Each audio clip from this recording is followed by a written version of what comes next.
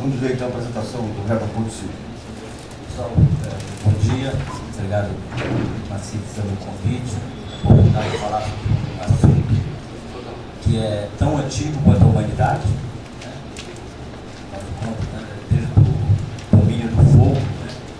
Passando pela rota, pela agricultura, pela imprensa, pela máquina a vapor, pela penicilina, pelo laser, pelo chip, e pela internet, por todas essas inovações que nos trouxeram até aqui. Né? E é interessante ver quão recente o assunto é no mundo das empresas, eu diria, no mundo dos governos.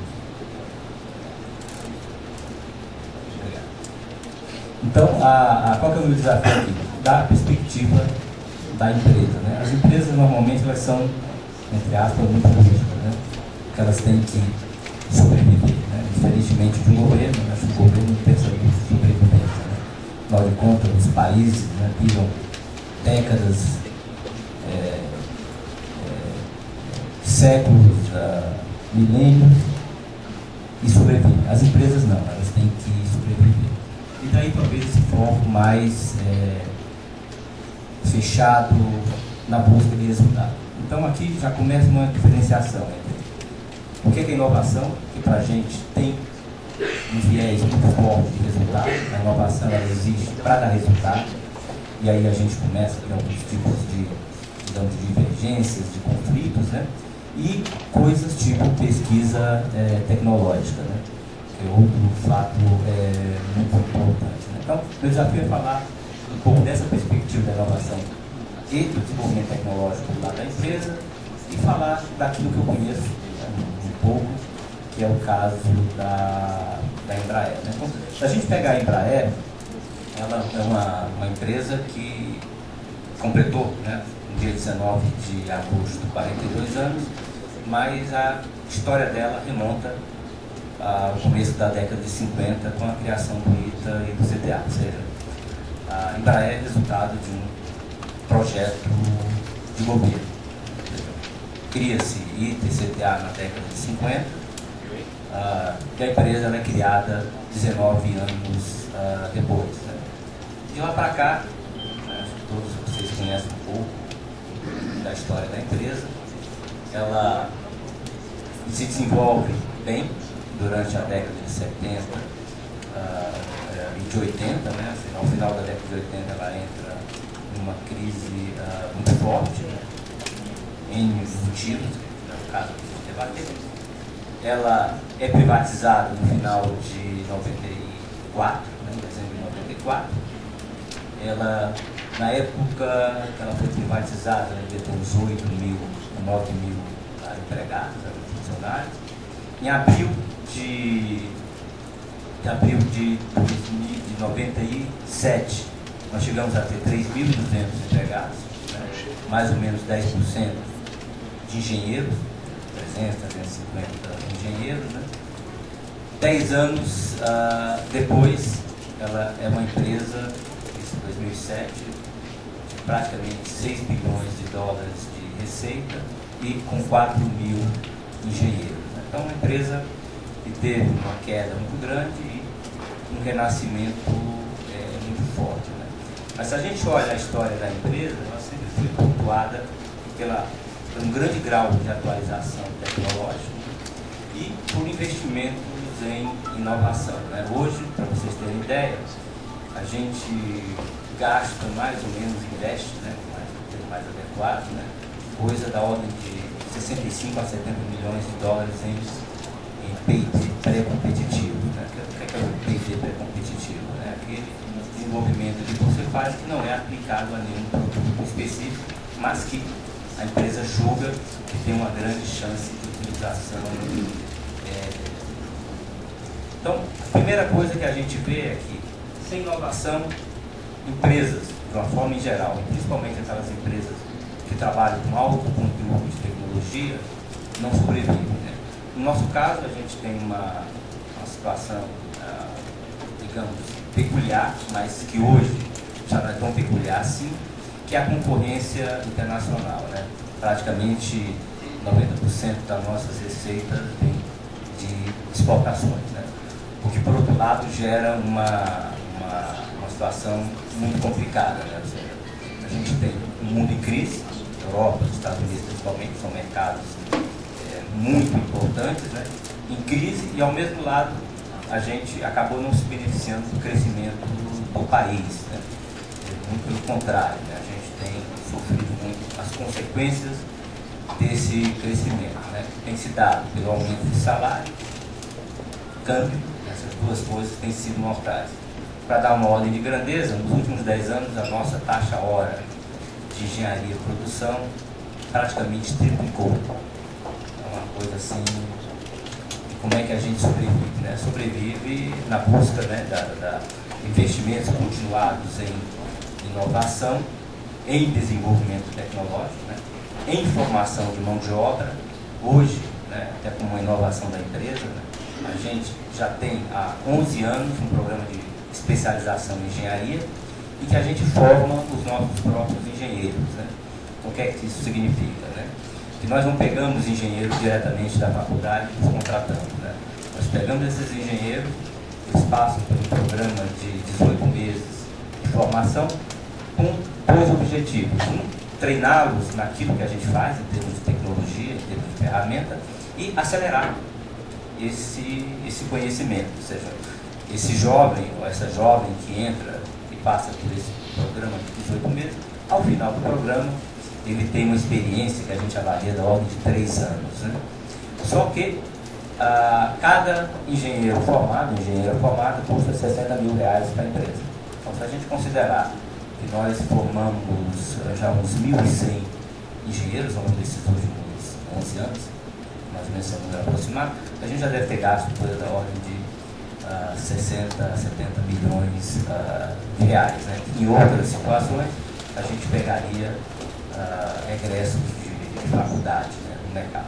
Ou seja, um processo, uma decisão que a empresa tomou, e foi uma visão, eu diria até muito apropriada, né, porque a gente via já há 10 anos, né, uma dificuldade cada vez maior de conseguir engenheiro e, principalmente, de acelerar a carreira dos engenheiros na empresa.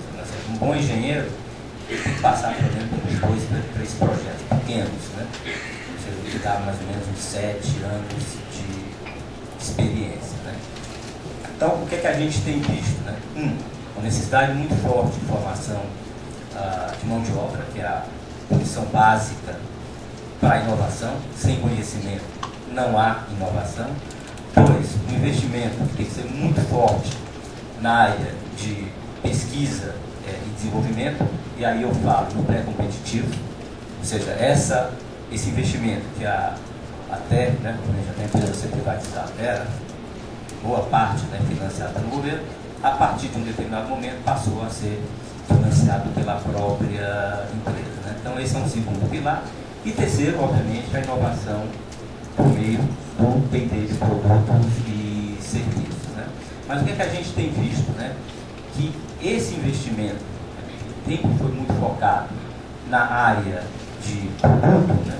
Ele precisa ser expandido. Ou seja, hoje a gente vê que não consegue mais evoluir se a gente não fizer a inovação do produto e serviço, as inovações em processos, as inovações de marketing ou as inovações empresariais ou organizacionais, como chamam alguns. Né? Então, por exemplo, na parte de inovação em empresariais ou organizacionais, né, tem muito isso que o Nassif falou, são novos modelos de negócio. Né? Então, é algo ainda muito novo. Né? Eu diria que nas próprias empresas a gente acaba tendo, até para ser uma empresa, né, de muito engenheiro, né, 4.000, né, a gente acaba focando muito no produto, no serviço, menos, né, mas a gente meio que deixa de lado oportunidades, né, ou mesmo a gente não se coloca da forma que deveria se colocar nos investimentos em novos modelos de negócio. Né? Então, o que é que a gente vê como condição? Né? O Vitor falou muito bem da mão esquerda, mão direita, mais ali, para achar que é um pouco, né? são tantas mãos, né? Mas eu acho que o país tem evoluído, né? O Brito comentava, né, que em 2001 a gente fez um acordo com a FAPESP, né? Na realidade, esse acordo, só para contextualizar, ele foi fruto de um processo de negociação entre a Embraer e o governo do Estado de São Paulo, quando nós estávamos trabalhando para montar a nossa nova unidade industrial, que acabou sendo em Gavião Peixoto, né?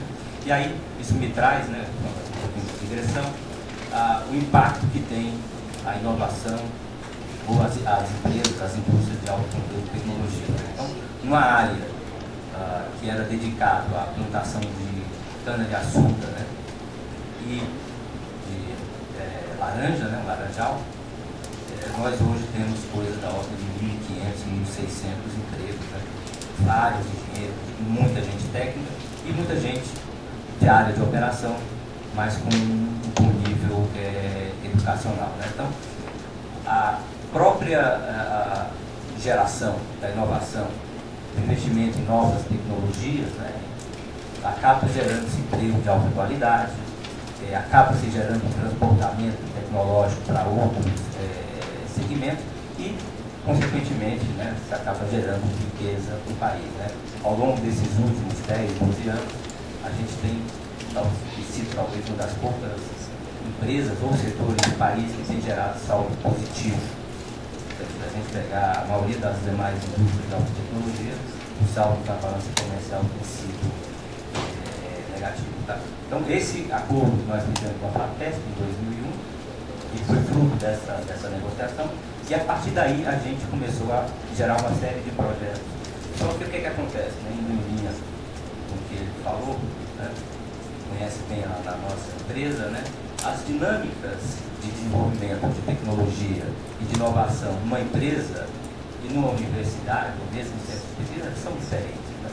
Então, por exemplo, a gente, quando fez esse acordo com a FAPESP, a gente estranhou muito algumas coisas que a gente não conhecia. Né? O equipamento e a compra era feita pelo pesquisador. Né? A dinâmica né, com que isso era feito, né? As aprovações, o timing, né, dos projetos, né, eles não eram os adequados. Né? Obviamente, isso não era da responsabilidade da FAPESP. Então, simplesmente uma questão de que a gente tinha que se adequar a uma nova forma de trabalhar. Ou seja, a gente não pode pensar um projeto, uma FAPESP, né, no caso aqui que nós estamos falando, uma coisa de 2, 3 anos. A gente tem que pensar um pouco mais a longo prazo. Né? Então, o que a gente acabou aprendendo? Né? Primeiro que as empresas elas têm que cuidar da sua sobrevivência. Né? No nosso caso, ou a gente investe em tecnologia, inova, ou a gente desaparece. Né? Então, por exemplo, quando a Embraer foi criada, ela lançou o Bandeirante. O Bandeirante ela lançou, não foi somente um produto, mas foi criado no mercado. Da mesma forma, quando a gente lançou os E-Jets, né, dessa família de 70, 75, 90, 75, nós, de uma certa forma, preenchemos um nicho, só que esse nicho já atraiu 3 potências mundiais. Né? Ou seja, o Japão está entrando no segmento, obviamente a Bombardier já está aí, né? Disputando com a gente, campanha de venda, né? Mas a gente já tem o Japão, com a Mitsubishi, e nós temos China e Rússia com projetos nacionais. Né? Então aquilo que foi criado acaba sendo ocupado. Os investimentos acabam ocorrendo na indústria aeronáutica por uma questão muito simples. Né? Pela integração, pelo volume de tecnologia e densidade tecnológica que tem a indústria aeronáutica. Eu acho que a gente só perde para a indústria farmacêutica. Então, também o nível de concentração tecnológica é muito grande. Né? Depois, porque as indústrias aeronáuticas, como se chama de Aerospace and Defense, acabam tendo atrativo de determinação de povos, né? Ou seja, países que pretendem ter uma presença no mundo, né? uma força geopolítica, né? Elas acabam tendo na área de defesa, na área aeronáutica, na área de defesa especificamente, uma forma de entrar e ter seu poder aumentado. Né? Então, o que é que a gente vê? Né? Que inovar é uma prioridade, é uma pré-condição, né? Eu diria que hoje, o que é considerado como um diferencial competitivo, no futuro será condição para competir, né? A exemplo, né, da irmã da inovação, que está aí nascendo, aí, engatinhando, né, ou tentando andar um pouquinho, que é a sustentabilidade, né? Ou seja, a sustentabilidade hoje é um tema extremamente novo nas empresas. Eu diria que a grande maioria das empresas não entendem ainda o conceito da sustentabilidade. Chegará um dia, daqui a 3, 5 anos, né, em que ela será diferencial competitivo, mas certamente em 10 anos será condição para competir, né? Então, eu acho que à medida que as empresas elas avançam, né, independentemente se tem grande conteúdo ou menor conteúdo tecnológico, né, inovar será obrigatório, né? Aqui no Brasil, né, eu acho que à medida que o país se abre, né, o país acaba atraindo mais empresas, né, eu acho que, inclusive na área de serviço, que é uma área sempre meio protegida, essas proteções elas vão com o tempo acabando, né? Então acho que compete principalmente às empresas tomar a liderança desse processo, né? Ou seja, a empresa ela tem que ser pensada como centro, né? Agora, tem que ser pensada a cadeia, não pode ser pensado somente a empresa. Ou seja, da mesma forma que eu não consigo entender o conceito de empresa sustentável, eu acho que é sustentável, é uma cadeia, né? A mesma coisa, na minha opinião, ocorre com a inovação. Ou seja, pensar uma empresa inovadora é reduzir o conceito, né? Eu acho que nessa hora, aí sim entra o papel de governo, né? Como talvez o grande orquestrador, onde você tenha a empresa, os seus fornecedores, a cadeia, o cliente, a academia, os institutos, e o governo ajudando a regular esse processo, né? Mas eu acho que a empresa ela é o centro, né? Eu não acredito, e concordo muito com o Brito, que a pesquisa deva estar em universidades, ela também tem que estar em universidades. Então hoje, para vocês terem ideia, eu falei da ordem de 60, 70 milhões de dólares por ano em PIB competitivo, a gente deve ter da ordem de 250 a 300 engenheiros trabalhando em desenvolvimento de tecnologias que a gente acha que vai usar, ou seja, a gente, né, tem quase certeza que vai usar, mas não é aquela tecnologia aplicada ao desenvolvimento de um produto, né? Então eu acho que é muito por aí. A empresa, ela cuidar da vida dela, porque ela tem que cuidar, ninguém vem cuidar, ninguém vem ajudar em Embraer, ou seja, a gente tem que buscar. Eu acho que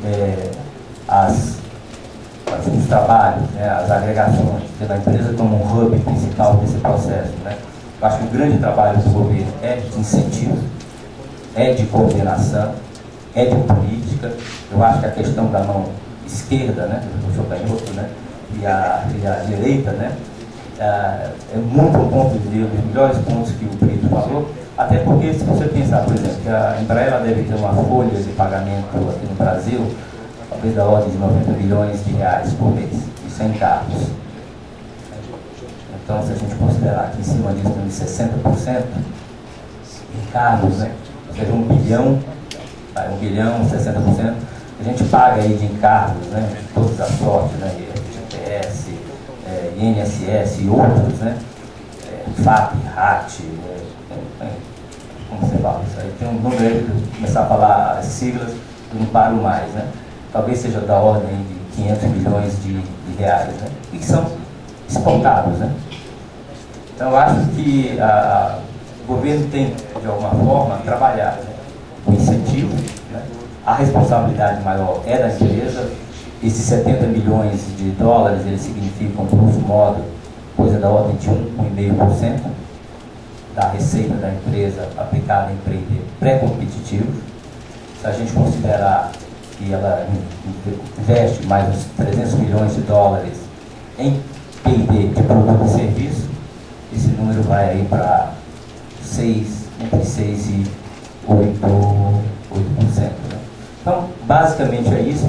Outra coisa fundamental é que se o Brasil quer, né, e nós queremos, né, acho que é uma oportunidade ímpar que a gente tem vivido, realmente ser a quinta economia de forma sustentável, isso tem que vir através da inovação, porque a inovação gera a competitividade gera o crescimento, o crescimento acaba levando a uma melhor qualidade de vida, né, para todos, ou seja, inovação, riqueza não faz sentido per si, ou seja, faz sentido à medida em que a sociedade como um todo melhora, né? Então, basicamente era isso que eu tinha para falar, porque a pergunta.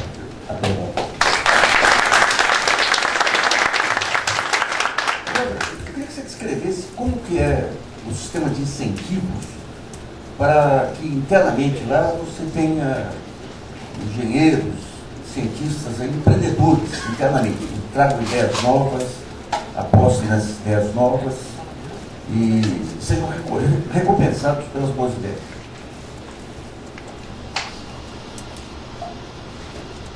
A gente começou há 4 anos, né, um programa de excelência, né? O nome do programa chama Programa de Excelência Empresarial P3E, né? Esse programa ele foi formado em 4 grandes pilares, né? O pilar das pessoas, liderança, cultura e o pilar da eficiência empresarial. Então, eu estou contando essa história, mas estou te enrolando um pouco, mas vou chegar na tua resposta, né?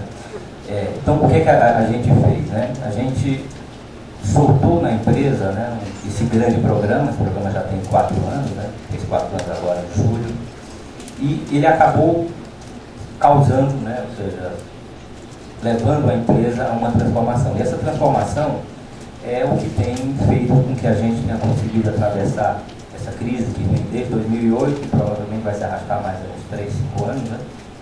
Aliado às pressões de custo e câmbio aqui do Brasil, né? Então, é um programa de inclusão, onde, para você ter uma ideia, ao longo desses últimos 4 anos, nós temos mais de 4.500 projetos de melhoria, né? A gente chama de Kaizen, com outro nome, né? Mas esses projetos eles acabam tendo viés diferentes. Tem aquele projeto de melhoria no Shopify, que é o processo, mas você tem um projeto que você altera completamente uma linha de montagem, ou você monta, né, ou cria uma linha móvel, ou você revê a forma de se repensar, por exemplo, o desenvolvimento integrado do produto. Ou seja, a gente tinha um desenvolvimento integrado do produto que a gente já faz há muito tempo, nós refizemos esse projeto, né, e isso sempre conta com a participação de todo mundo, né? Então a gente faz inovação na engenharia, na produção, suporte ao cliente, no RH, TI, né? Obviamente que na produção isso é sempre mais fácil, que a coisa é mais visível, né? Então o incentivo ele vem primeiro de um programa que inclui, né? E eu lembro uma vez eu fui participar de uma palestra no Rio Grande do Sul e alguém perguntou, né? Se não era estressante, né, as pessoas do chão de fábrica, os operadores trabalharem no projeto. Eu falei, não, exatamente o contrário. Ou seja, você está usando não os traços, né, que é uma visão pequena que muito de nós tem, né, em relação ao trabalho de quem né, quem agrega valor ao produto, né, se o cliente está pagando por aquilo, né, é uma coisa muito inclusiva, né. Então, primeiro, são esse programa que acaba gerando essa grande participação. Os incentivos, eles não são monetários, embora a gente tenha um programa de boa ideia que já tem 23 anos, o programa tem 23 anos na empresa, né, onde as pessoas dão ideias e dependendo do resultado da ideia, né, do processo de escolha, ele acaba se premiando, né, e o prêmio é um pouco de dinheiro, né, e churrasco, o pessoal vem aqui a São Paulo, né, a gente mora no interior, né, a gente aqui para a capital, assistir. E o que é que a gente vê, né? Por exemplo, em casos de pessoas lá na empresa, acho que tem um caso só, de que já foram implantadas 100 ideias implantadas de uma pessoa, né? Então, uma coisa assim magnífica, né? Então, o que é que a gente vê, né? Que à medida que os engenheiros, né, principalmente os engenheiros, entram nesse tipo de programa, né, o saldo de ganho ele é obviamente, muito maior, né? Então, esse programa está andando, né? A gente está iniciando esse ano, né? O lançamento é previsto no final do ano, um grande programa de inovação gerenciada na empresa, né? Por que inovação gerenciada? Né? Ou seja, a empresa ela vive, né, de novos produtos, né, dentro de novos produtos, novas tecnologias, né? Só que acaba, como eu falei anteriormente, muito focada em produtos. Então, o que a gente está fazendo, né? Esse programa está estruturado, nós estamos agora em fase de teste, de testar as ferramentas, de ter uma governança, né? Porque a forma como a gente inova hoje, a gente inova porque a gente inova, porque a gente precisa inovar. Mas essa coisa ela não é gerenciada como a gente acha que deveria, né? Ou seja, para que a gente possa ter um maior potencial. Então, como é que a gente está estruturando, né? Tendo uma governança forte, né? Direcione, trabalhar as ferramentas, né? Fábrica de inovação disruptiva, exploratória, aí tem incremental, tem um capital de ferramentas, laboratórios, né? Mas trabalhar principalmente a ambiência, né? Ou seja, quando você pega, por exemplo, um projeto de melhoria de eficiência, ninguém é contra. Vamos melhorar a eficiência, né? Todo mundo levanta a mão, né? E a própria liderança, como se trata de eficiência, acaba apoiando, né? Porque vai dar mais resultado, né? E essa coisa de empresa, a gente tem que, no final do dia, dar resultado, né? Quando se fala de inovação, a gente fala, como inovar, pessoal, o que esse pessoal vai fazer, né? Então, uma mudança que a gente tem, embora a gente faça, a gente viva de inovação, pensar a inovação ligada aos objetivos estratégicos da empresa, ou seja, ao crescimento, ao lançamento de novos produtos, à entrada em novos mercados. Mas, por exemplo, trabalhar a inovação de marketing, design. Né? Design é uma coisa que a gente, eu diria, como empresa, né, Embraer, essa coisa ficou muito mais forte quando a gente entrou na aviação executiva. Por sinal, foi uma inovação da empresa. Eu diria uma das grandes inovações dos últimos 10 anos da empresa. Ou seja, a gente entrou no mercado tradicional, onde nós não tínhamos conhecimento do mercado. A aviação executiva não é um outro avião, é um novo mercado. Nós aprendemos, né, em alguns aspectos isso há duas penas, né? Mas essa ideia do design, ela vem com a aviação executiva. Ela tem há 10 anos na empresa, como algo pensado, que a gente começou a se capacitar. E aí vem as inovações, né? A gente, no começo, né, a gente trabalhou em parceria com a BMW, Design Works, da Califórnia, né, que a gente não tinha a competência, e essa competência ela foi sendo construída. Então a gente tem que inovar em design, a gente tem que desenvolver novos modelos de negócio, a gente tem que pensar o produto dentro de um modelo de negócio diferente, né? Então o que é que a gente vê? Que ao alinhar a inovação aos objetivos estratégicos da empresa, né, e ao mesmo tempo a gente ter o controle dos processos de inovar, produtos e serviços, processos, marketing e as inovações empresariais, eu acho que a gente dá um salto, né? E dentro da ambiência, uma coisa muito importante é o reconhecimento. Então, a coisa do tipo torneio de inovação, crowdsourcing, open innovation. Então, tem um mundo novo que a gente, em alguns casos, a gente faz bem, em outros a gente está aprendendo.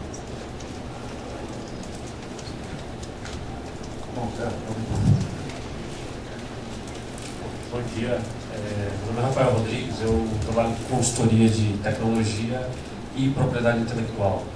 Queria aproveitar, né, eu acho que a Embraer é um ótimo exemplo para o que eu queria expor, que eu vejo como problema hoje, da parte de incentivos do governo. O governo brasileiro ele incentiva as empresas a inovar e ele já está voltando a atenção para essa parte de propriedade intelectual. Propriedade industrial, mais especificamente, porque ele te dá um percentual maior de renúncia fiscal quando você consegue a concessão de uma patente para aquilo que você investiu em inovação. Só que, ao meu ver, isso tanto o governo, através das renúncias fiscais, quanto os outros institutos, por exemplo, o Sebrae, através do Sebrae Tech, eles focam a inovação a conseguir uma patente no Brasil. E a Embraer, no caso, ela, como é uma empresa global, ela compete muito mais lá fora do que aqui dentro, porque o mercado aqui dentro é pequeno porque a Embraer vende. A gente, quando protege, quando a gente vende para a empresa brasileira, que a gente precisa a concessão de uma patente aqui, a gente abre a nossa tecnologia para o resto do mundo copiar sem nenhum tipo de ônus. Falta, ao meu ver, para a política de incentivo brasileira, explicar para a empresa que quando você vai proteger a sua tecnologia, você tem que proteger em todos os mercados em que ela é viável. Então, o mercado da aviação comercial é muito mais forte nos Estados Unidos e na Europa, para a Embraer. Então, uma política de proteção da sua inovação tem que ser aplicada nestes mercados. Não adianta nada você conseguir uma patente brasileira, conseguir um incentivo maior do governo do que conseguir uma patente brasileira, só que a Bombardier ter toda a liberdade de explorar uma cópia da sua inovação nos Estados Unidos e na Europa. Qual é a sua visão com relação a isso? Essa política do governo precisa evoluir, ou essa é uma questão de conscientização das empresas, não depende do governo? Porque quando a gente fala de grandes empresas, isso não afeta muito em termos financeiros. Quando a gente fala de pequenas e médias empresas, que no caso o Sebrae ajuda muito, o Sebrae ele financia até 90% do processo de proteção dentro do Brasil. Mas para você proteger no resto do mundo, custa uma pequena fortuna quando você está falando de uma empresa de pequeno porte. E isso o governo brasileiro hoje não incentiva em nada. Qual é a visão? Assim? Isso é algo que merece ser discutido? Não merece. Como eu falo, né? A grande empresa, né, ela tem que cuidar da sua vida, como todas as empresas. Né? A gente, historicamente, né, nós da Embraer, nós nunca nos preocupamos muito em patentear. Então, esse esforço de patente é algo, eu diria, relativamente recente. Eu diria que tem uns 10 anos, de uma forma que a gente começou a tomar essa consciência, né? Sempre pensando na consciência como aquele que a gente se observando, né? Como ator, mas a gente tem começado a trabalhar mais fortemente a questão de patente. Então, quando a gente patenteia, você torna público. Né? Quando você torna público, você tem que proteger. Então, no nosso caso, a ideia é que a gente faça essa proteção onde for necessário. Para pequenas empresas, né, eu acho que vai depender muito do exercismo, né, ou seja, quão inovador é a inovação, né, ou seja, em relação ao potencial. Né. Então, se você pensa Google, Facebook, essas coisas aí, vale centenas de bilhões, né? Você acaba tendo que proteger, né? É caro, né? Agora, se realmente você tem algo que tem muito valor, tem que proteger, né? E aí eu acho que o governo, sim, poderia ter uma política, um tipo de... Agora, para ter isso, você acaba caindo naquela situação que alguém comentou, né? Mas quanto vale? Né? Será que vale a pena? Qual é o valor disso? Você tem uma pergunta em relação a isso? Quando você pega essa questão de saúde, por exemplo, você tem, provavelmente às vezes você usa como barreira de entrada, né? Mas você tem convênios aí que pode permitir, digamos, um produto aprovado lá dos Estados Unidos, lá no órgão regulador deles, entra automaticamente aqui.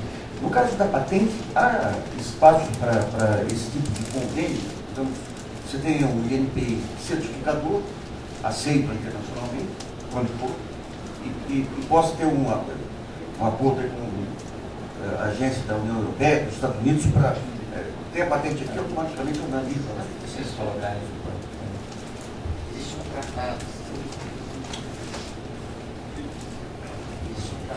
existe um tratado entre as agências de patentes no mundo inteiro, onde você pode depositar num país e pedir a extensão para outros, mas você tem que escolher para quais outros. E tem um prazo de 1 ano para fazer essa extensão. Mas aí depende da empresa pedir para usar esse tratado e para quais países ela quer. É muito bom, inclusive, pela própria lerdeza da nossa agência de patentes, NPI, até a própria Butantan, muitas vezes, deposita nos Estados Unidos e pede extensão no Brasil. em outros países. Eu vejo tantas vezes aí anúncios de revitalização do NPI, continua não. Hã? Você já comprou o Jaguaribe lá, que falavam de computadores, que virava máquina, nada. Recentemente houve uma contratação, não está aí nem processo de contratação, e uma quantidade grande aí de pesquisadores, de técnicos, né? Mas são 8 anos, acho que nos Estados Unidos, 3, 4 anos, né? Dependendo, né? Então, Convenção de Paris que ele falou é isso, quer dizer, deposita aqui, em um ano você está protegido nesses países que assinaram a convenção. A minha pergunta tem a ver com o que o Herman falou, que é a inovação ou mesmo a sustentabilidade não é da empresa, é da cadeia.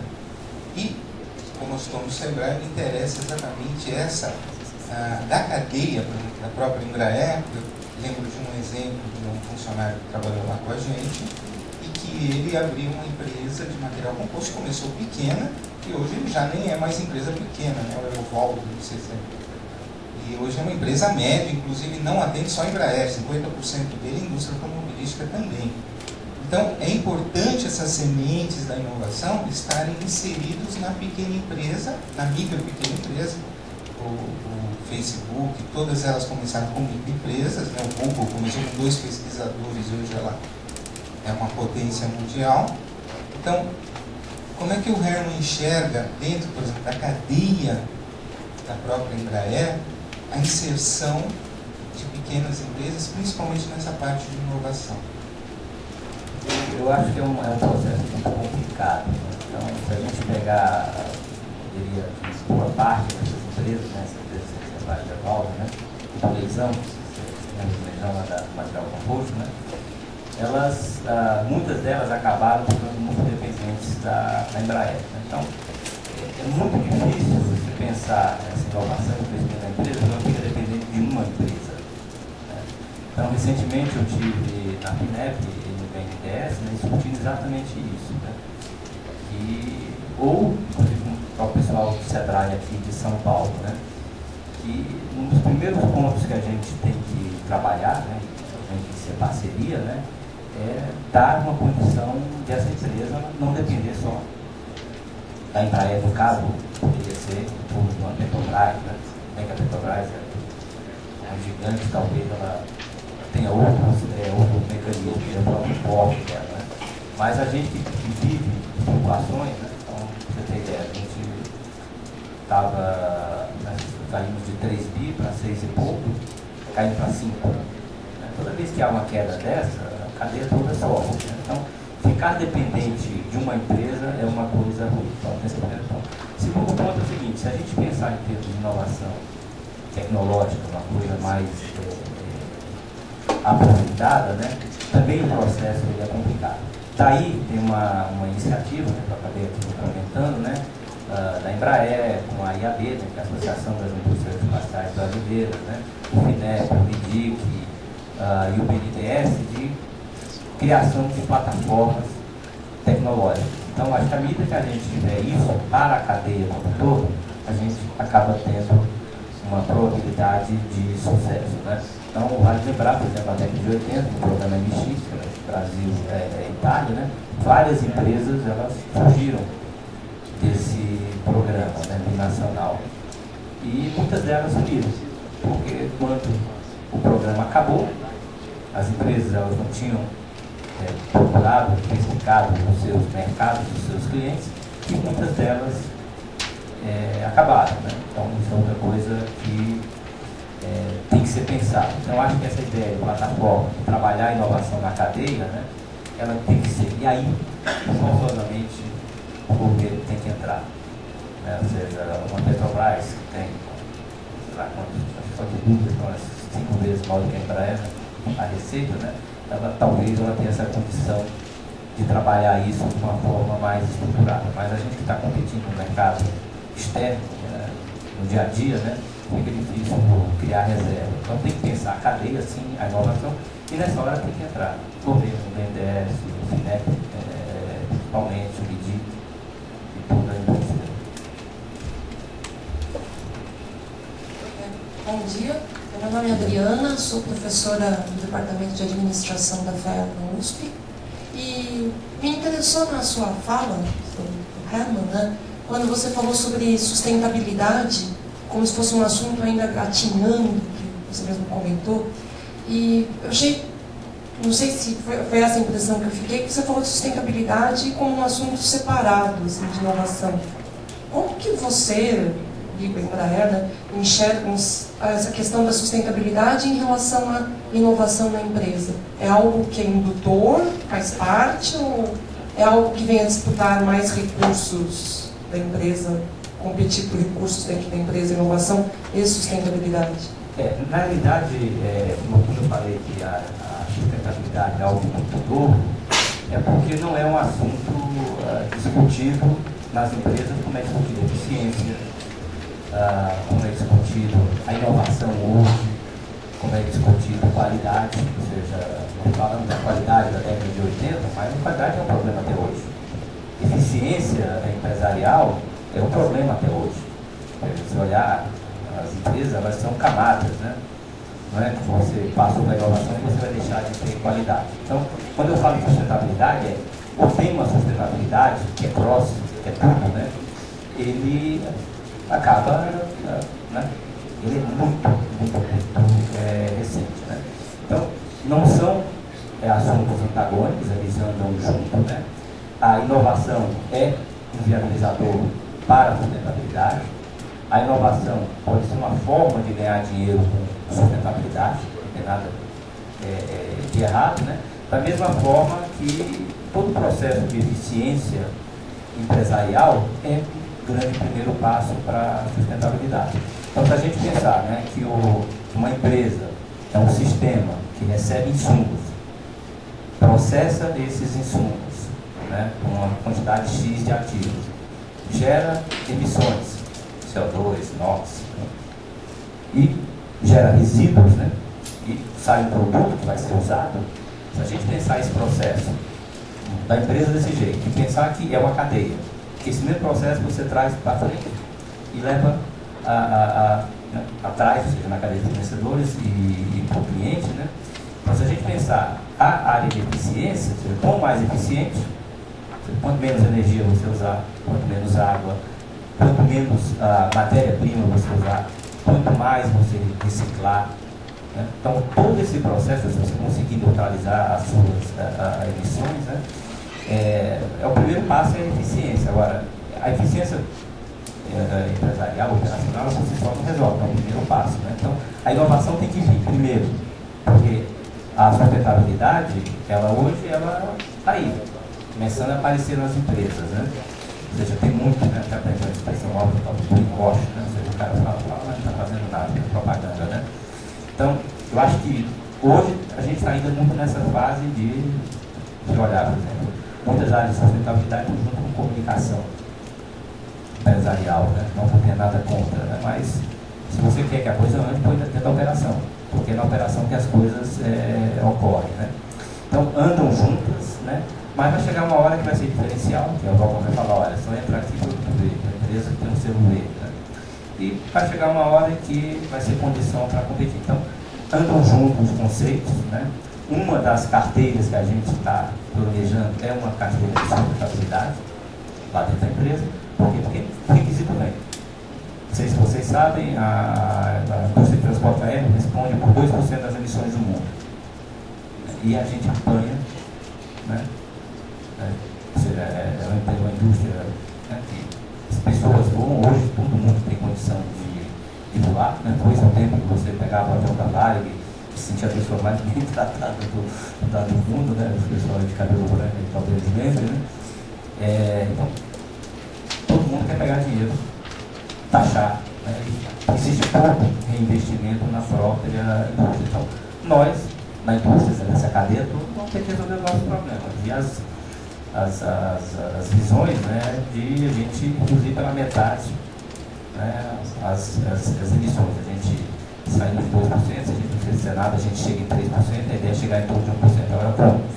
Trabalhando na eficiência, trabalhando no combustível, novas tecnologias, controle do tráfego aéreo. Você chega aqui em São Paulo, fica girando, vai Então, é um processo conjunto e, no meio disso, a eficiência vai chegar uma hora que chega no limite, né? E você tem que inovar. Então, não existe divergência, não são assuntos separados, são assuntos convergentes e que atravessam a empresa toda.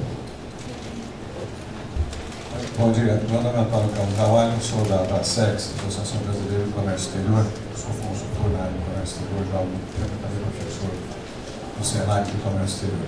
Minha pergunta é o seguinte: você no início da sua explanação disse que 80% do mercado na Embraer está lá fora. 90%.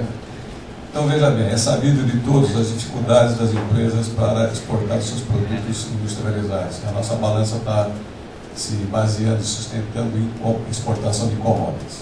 Como é que vocês têm driblado esse problema, já que com a carga tributária elevada, o problema do câmbio e a recessão lá fora, os produtos estão sendo pouco competitivos. Vocês estão utilizando, evidentemente, é uma pergunta até idiota minha, desculpe, vocês como a Embraer devem estar usando todos os mecanismos que o governo dá para a importação de equipamento, insumos, componentes que acabam entrando no produto final exportado.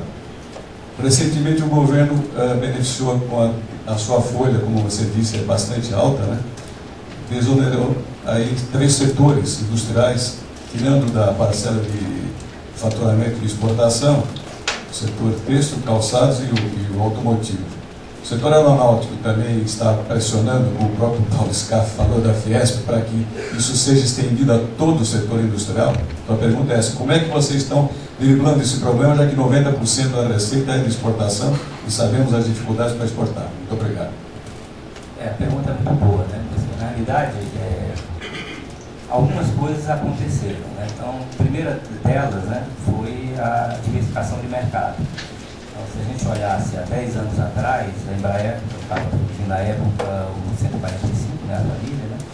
E naquela época nós tínhamos 2 grandes clientes que representavam mais ou menos 50% da nossa receita na aviação. Ou seja, a gente vendeu mais ou menos 1.000 aviões, né? Entregou 1.000 aviões, e 2 clientes respondiam por 500 aviões, que era a American e a Continental, né, nos Estados Unidos. Foi a partir daí desses 2 contratos que a gente conseguiu sobreviver, né? Então, até hoje lutando para dar. Então, aquilo que era uma concentração muito grande dos Estados Unidos e na Europa, hoje já representa um número muito menor. Então, a gente hoje não depende tanto dos mercados, né? São mercados muito importantes, né? Na verdade, se somar aí dá mais ou menos 50% do PIB mundial, uma coisa da ordem de 30 trilhões de dólares, um pouco menos hoje, né? Então, esse foi um primeiro grande movimento, né? E o outro grande movimento, principalmente nesses últimos 4 anos, é trabalhar a eficiência. Então, não tem muito, porque ninguém consegue grandes reduções de preços de fornecedores. Tem que trabalhar aquela briga anual de 1%, né? Se a gente vai para uma campanha grande, os parceiros, né, eles participam com um desconto maior ou menor campanha, né?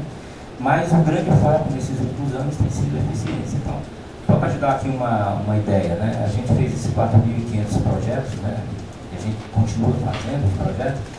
A gente conseguiu, em média, isso é uma média aritmética, né? Então, há projetos que dão mais dinheiro, outros dão menos, né?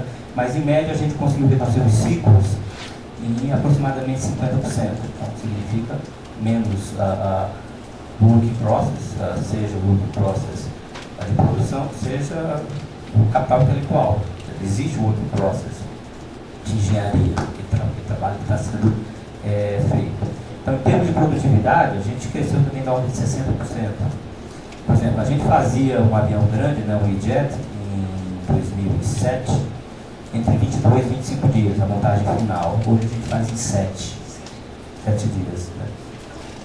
Com 0 não validade. A gente tinha mais ou menos 32, em 2008, se não me engano, 32, chama NP, notas de produção, que é não validade por avião, hoje é 0. Hora extra, que a gente fazia em 10%, naquela época, hoje é 0. Então, muito do que tem feito a gente atravessar essa crise, né, e ainda conseguir competir, é a parte de trabalhar aquilo que você consegue fazer, que é o internamente, né?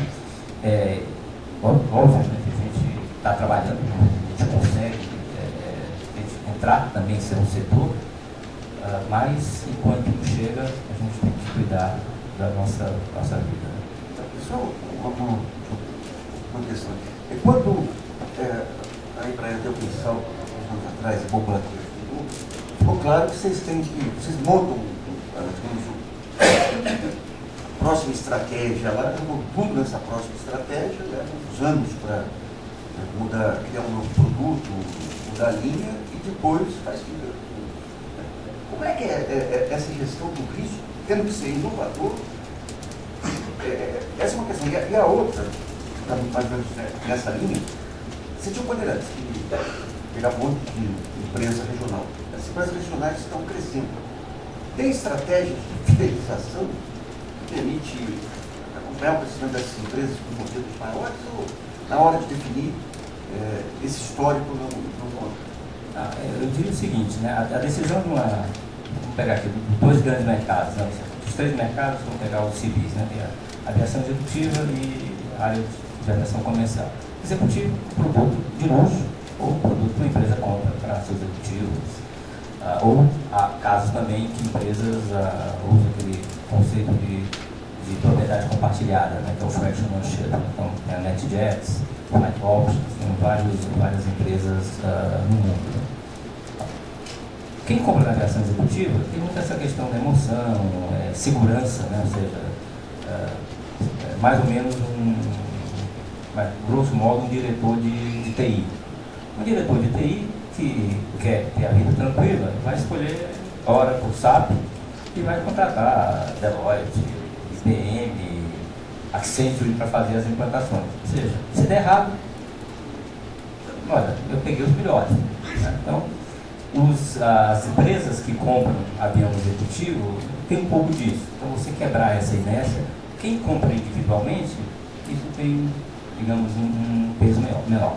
No caso da aviação comercial, é uma decisão puramente econômica, é fluxo de caixa. Ou seja, eu pego quanto eu vou pagar no avião, obviamente tudo é financiado, quanto eu gasto de operação. Mas para você ter uma manutenção, ter pilotos, todo mundo preparado para uma determinada cultura de uma linha, assim, não, eu vou chegar lá. Então é o seguinte, é uma decisão, eu diria, econômica, tem que dar resultado. Já pegou, descontou, tem um valor presente, né, um valor presente líquido, né, um VPL, e você toma a decisão. Obviamente que as relações, elas contam. Vários dos clientes nossos, que eram de Brasília e 145 hoje, são clientes dos E-Jets, né? Então, você acaba aproveitando a forma de trabalhar, mas, por exemplo, no caso do treinamento do piloto, nem sempre isso é verdadeiro. Tá? Por exemplo, um piloto que voou Bandeirantes, né? Voou depois, esse aí já está aposentado, né? Mas ele voou, por exemplo, um 145 e hoje voa um 170, existe um custo de treinamento. Por quê? Porque os cockpits são diferentes. Então, dentro da família 170 não, é o mesmo cockpit. Dentro da família 145 é o mesmo cockpit.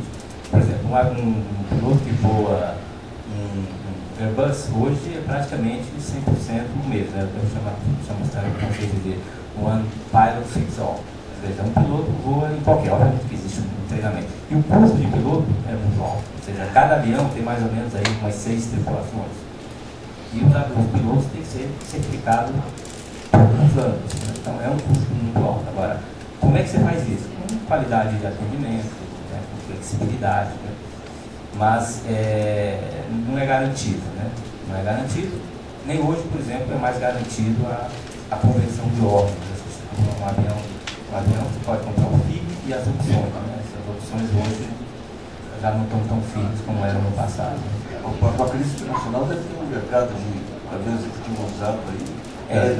Estava diminuindo, porque nós temos uma subidinha a partir da crise, né? A gente está vendo. Não, esse é um dos grandes indicadores da aviação executiva, é avião usado. Tem muito avião usado, você não vende de novo. Quando ele começa a cair, a gente começa. Então a gente monitora PIB, lucro de empresas, né? Faz P500, número de modelos e, obviamente, aviões usados. Então, se você quiser comprar um avião, a gente também está aceitando tudo isso, tá? Teco, hein? Paulistinha, né? Já estou aqui para tirar um pedido aqui para você. Vamos para a última questão. Opa, Eduardo falando de novo. Realmente impressiona, é bastante interessante a história toda da Embraer. E o que me chamou a atenção, especialmente, é a questão da inovação gerenciada.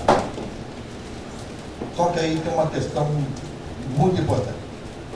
Pode ser um ótimo gerente, uma ótima equipe de gestão, mas se ela encarar sob o ponto de vista rigoroso da viabilidade da ideia, vamos dizer assim, nenhuma ideia é viável.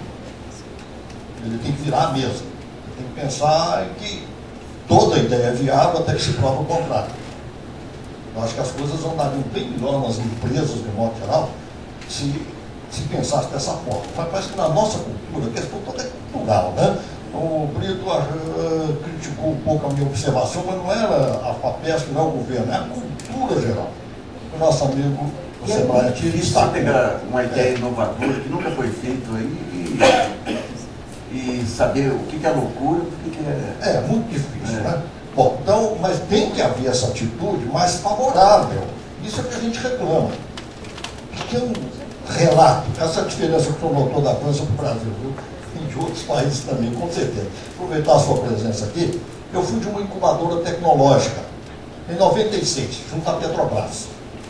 E dentro dos sonhos, por lá, fazendo o treinamento pelo Sebrae, plano de negócio, logo eu percebi uma coisa, não vai dar certo. Nenhum dos nossos projetos incubados deu certo, lá, naquela época. E a incubadora depois fechou, não existe mais. Um fracasso. Porque se é uma inovação, eu acho até que o conceito de plano de negócio dificulta. Cria um sério entrave. Porque se você está tratando com uma coisa que é nova, você não tem nem termos de comparação com coisas existentes.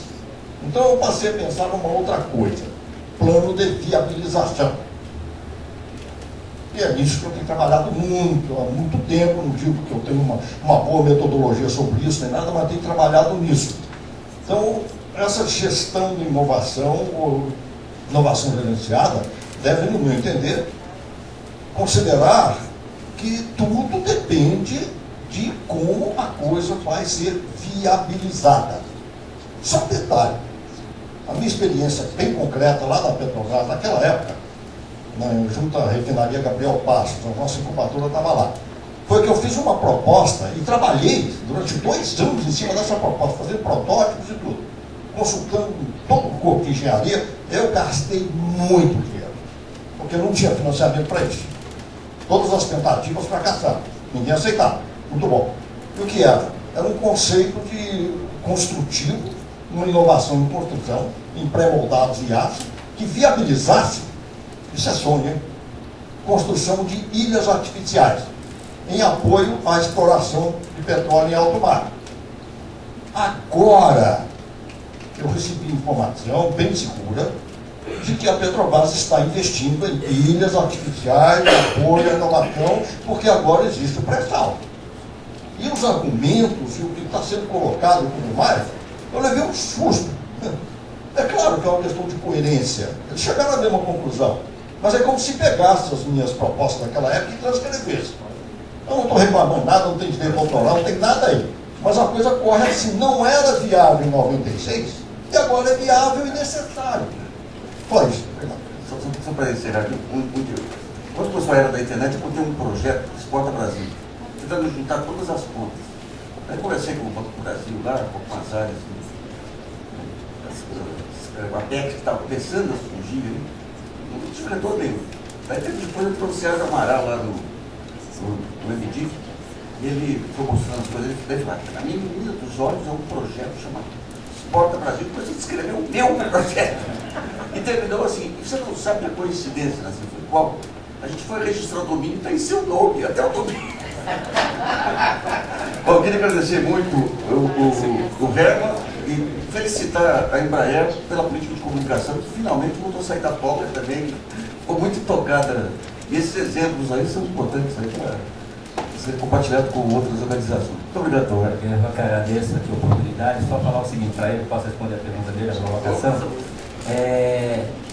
Vai ser um aprendizado. Se a gente pensar um avião, aqui é um avião, né? Aqui dentro tem muita tecnologia.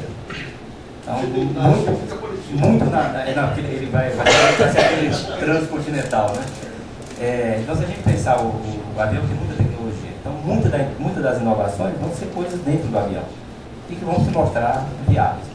O que é que a gente está pensando? Que aquilo que fuja àquela governança de, olha, eu tenho que lançar o produto XYZ, eu tenho que melhorar isso, eu tenho que fazer isso, aquilo que é o estratégico da empresa, né, vai ter uma saidinha, né, com muito carinho para a gente pensar aquelas ideias que não se encaixem. Tá? Então, pensando em corporate venture, tem uma opção de coisas sendo pensadas. Mas é algo ainda muito, muito recente. Né? A gente vai ter que aprender e ver o que acontece. Então, muito obrigado, Tom.